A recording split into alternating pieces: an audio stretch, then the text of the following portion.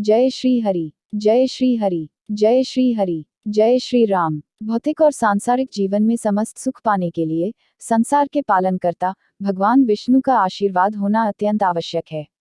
और भगवान श्रीहरि विष्णु को प्रसन्न करने के लिए शास्त्रों में सबसे बड़ा व्रत एकादशी बताया गया है। प्रत्येक एकादशी को अति पुण्यकारी माना गया है। इन्हीं में से एक है मोहिनी एकादशी। वैशाख मास के शुक्ल पक्ष की एकादशी तिथि को मोहिनी एकादशी कहते हैं। मोहिनी एकादशी का व्रत करने से मनुष्य अपने सभी मोह बंधनों से मुक्त हो जाता है और उसके समस्त पापों का नाश होता है। एकादशी व्रत करने से भगवान विष्णु की कृपा से व्यक्ति के जीवन की सभी समस्याओं का अंत होने के साथ ही सभी मनोकामनाएं भी पूर्ण होती हैं। धार्मिक मान्यताओं के अनुसार एकादशी व्रत रखने से व्यक्ति के पाप नष्ट हो जाते हैं और मोक्ष की प्राप्ति होती है। इस दिन भगवान श्री हरि का पूजन पुष्प, जल, रोली तथा विशिष्ट सुगंधित पदार्थों से करना चाहिए। तो चलिए जानते हैं मोहिनी एकादशी व्रत का महत्व, शुभ मुहूर्त, पारण समय और व्रत पूजन विधि।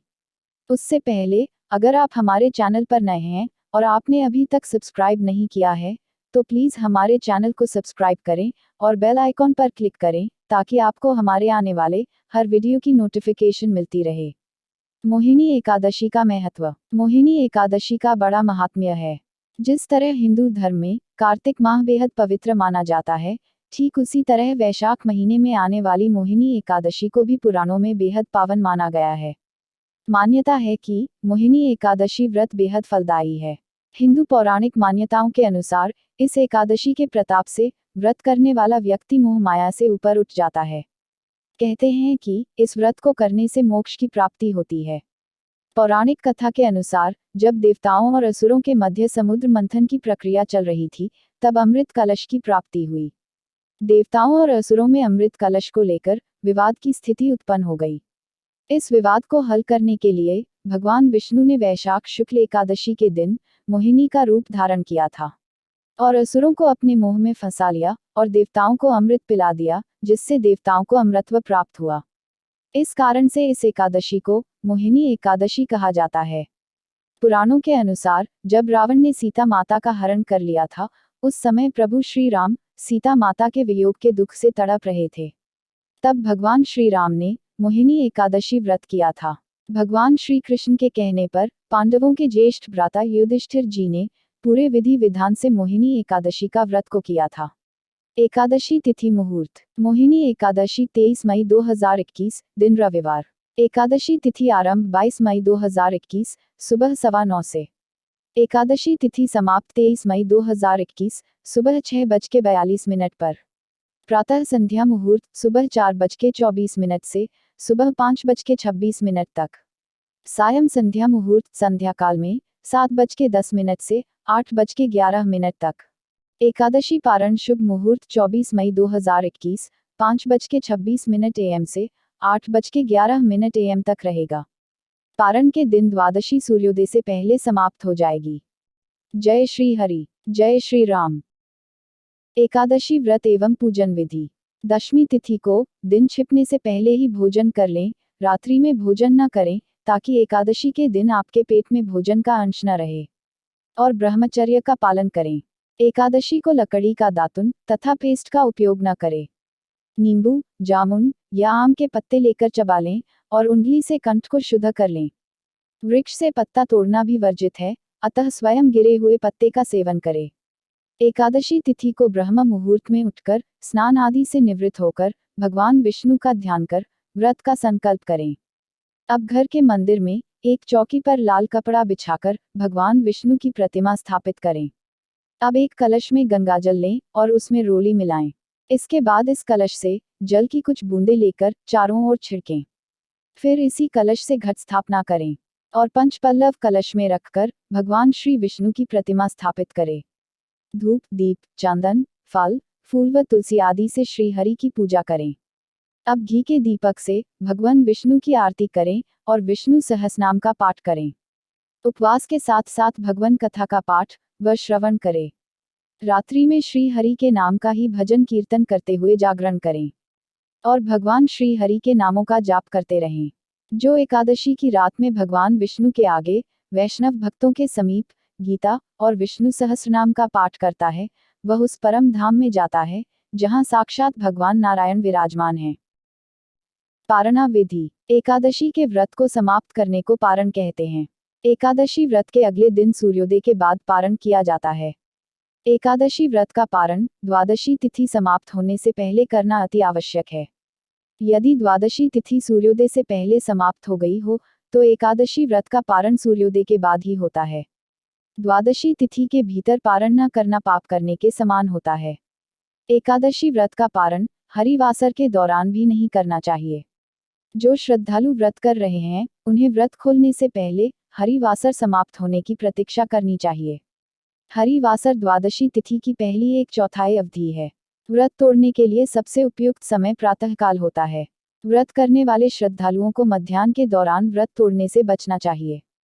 कुछ कारणों की वजह से अगर कोई प्रातःकाल पारण करने में सक्षम नहीं है तो उसे मध्याह्न के बाद पारण करना चाहिए। एकादशी के व्रत का पारण द्वादशी तिथि यानी एकादशी के अगले दिन शुभ मुहूर्त में करें। सुबह जल्दी उठकर स्नान करने के पश्चात पूजन करें और भोजन बनाएं और भगवान श्री विष्णु को भोग लगाएं। किसी जरूरतमंद या फिर ब्राह्मण को भोजन करवाकर दान दक्षिणा देने के पश्चात सम्मानपूर्वक विदा करें। इसके पश्चात व्रत खोलना चाहिए। जय श्री हरि, जय श्री राम।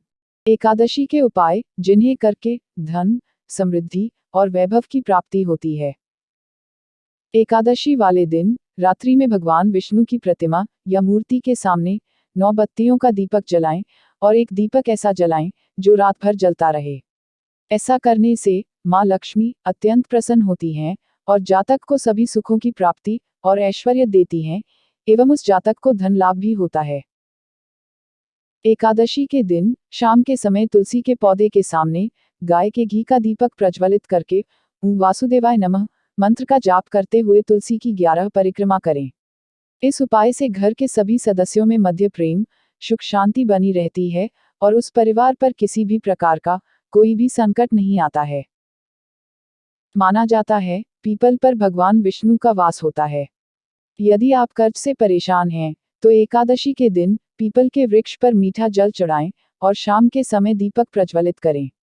इस उपाय से शीघ्र ही कर्ज से मुक्ति प्राप्त होगी और कार्य में सफलता प्राप्त होगी। एकादशी के दिन प्रातःकाल भगवान विष्णु की पूजा करते समय कुछ पैसे भगवान की मूर्ति के सामने रख दें। फिर पूजा करने के बाद ये पैसे अपने पर्स में रख लें। अब हर एकादशी को पूजन के समय यह सिक्के पूजा में रख लें और पूजा के बाद फिर से अपनी जेब में रख लें।